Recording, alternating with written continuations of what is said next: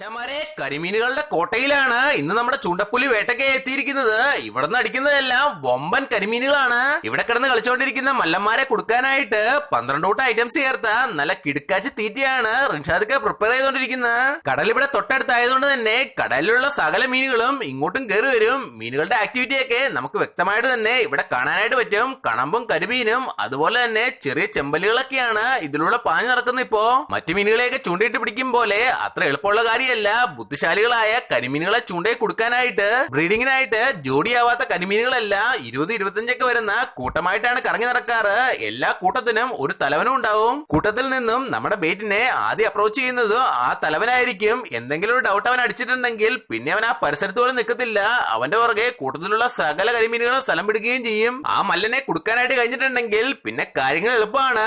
ഒന്നിനു പുറകെ ഒന്നായിട്ട് കൂട്ടത്തിലുള്ള സകല കരിമീനുകളും കയറി അടിക്കും. മറ്റു മീനുകളെയൊക്കെ ചൂണ്ടിയിട്ട് പിടിക്കുമ്പോൾ നമ്മൾ ശബ്ദമൊന്നും ഉണ്ടാക്കാതെ ശാന്തായിട്ടിരുന്നാണ് പിടിക്കുന്നത്. പക്ഷേ കരിമീന് വേണ്ടിയാണ് ട്രൈ ചെയ്യുന്നതെങ്കിൽ ഇടയ്ക്ക് വടികൊണ്ട് വെള്ളത്തിലേക്ക് അടിച്ച് ശബ്ദമൊക്കെ ഉണ്ടാക്കിക്കൊണ്ടിരിക്കണം. നല്ല ക്യൂരിയോസിറ്റി ഉള്ള മീനുകളാണ് ഈ കരിമീനുകൾ. അവന്മാര് ശബ്ദം കേട്ട ഭാഗത്തേക്ക് അതെന്താണെന്ന് അറിയാനായിട്ട് ഉറപ്പായിട്ടും വരും. റിൻഷാദയ്ക്ക് ആദ്യത്തെ മീനടിക്കാനുള്ള കാത്തിരിപ്പ് അധിക സമയമൊന്നും നീണ്ടു നിന്നില്ല.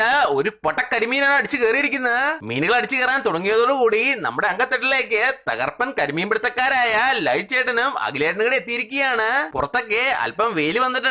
അതുകൊണ്ട് തന്നെ വെയിൽ ഒട്ടും കരിമീനുകൾക്ക് സഹിക്കാനാവില്ല. വെയിൽ കൂടി കഴിയുമ്പോൾ കൂട്ടത്തോടെ തന്നെ കരിമീനുകൾ ഈ പാലത്തിന്റെ അടിയിലേക്ക് വരും. ഈ പാലത്തിന്റെ അടിയില് വലിയ കരിമീനുകൾ നിപ്പുണ്ടെന്ന് ഇവിടെ എത്തിയപ്പോ തന്നെ നമ്മുടെ ചൂണ്ടക്കാർക്ക് കറക്റ്റ് ആയിട്ട് മനസ്സിലായി. ഈ കരിമീനുകൾക്ക് ചെളി കുത്തുന്ന ഒരു പരിപാടിയുണ്ട്. അത് വെള്ളത്തിന്റെ ഉപരിതലത്തില് ഇങ്ങനെ പൊങ്ങി വരും. അങ്ങനെ ഒരു ആക്ടിവിറ്റി ശരിക്കും ഇവിടെ കാണാനായിട്ട് പറ്റുന്നുണ്ട്. ഏത് നിമിഷം വേണമെങ്കിലും ഒരു മുട്ടൻ കരിമീന്റെ അടി അഖിലേട്ടന്റെയോ ലൈച്ചേന്റെയോ ചൂടേ വീഴാം. ഇവിടെ കരിമീനുകൾ കൂട്ടമായിട്ട് കാണപ്പെടാൻ ഒരു കാരണമുണ്ട്.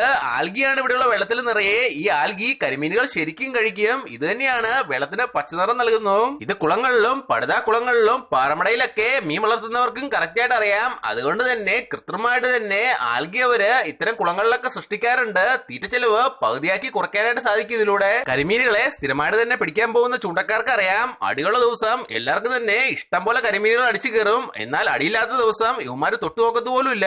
കടലിൽ നിന്നും ഇവിടെ ഇടയ്ക്ക് 10-12 കിലോ വലുപ്പം വരുന്ന മുട്ടൻ ഹമൂറുകൾ കയറി വരാറുണ്ട്. അവർക്ക് ഇടാൻ പറ്റിയ തീപ്പൊരി ബെയ്റ്റാണ് ഈ ഞണ്ടുകള്. ഹമൂറിനെ പിടിക്കാൻ പോകുന്നവർക്ക് അറിയാം, എപ്പോ ഹമൂറിനെ കിട്ടിയാലും അവന്റെ വായില് 2-3 ഞണ്ടുകൾ കാണും. വേലിയേറ്റ ശക്തമായിരിക്കുന്ന സമയമാണ്. ഈ സമയത്ത് എന്ത് മീൻ വേണമെങ്കിലും നമ്മുടെ ചൂണ്ടയിൽ കയറി അടിക്കാം. പിന്നെ ഒന്നും നോക്കിയില്ല, ചേട്ടൻ ബെയ്റ്റ് മാറ്റിയിരിക്കുകയാണ്. ജീവനുള്ള ചെമ്മീനാണ് ചൂണ്ടയിൽ കോർത്തിട്ടിരിക്കുന്നത്. കടലിൽ നിന്ന് കയറി വരുന്ന ചെമ്പല്ലിയുടെയോ വറ്റിയുടെയോ ഹമൂറിന്റെയോ ബാരക്കോടയുടെയോ ഒക്കെ കണ്ണിൽ അത് പെട്ട് കഴിഞ്ഞിട്ടുണ്ടെങ്കിൽ ഓൺ ദ സ്പോട്ടിൽ അടി പൊട്ടിയിരിക്കും. മച്ചന്മാരെ, നമ്മളെല്ലാരും പ്രതീക്ഷ പോലെ തന്നെ ഒരു കിടുക്കാച്ചി ആയിട്ടാണ് ചെമ്മീനെ കയറി വെട്ടിയിരിക്കുന്നത്. പൊളി വറ്റിയാണ്.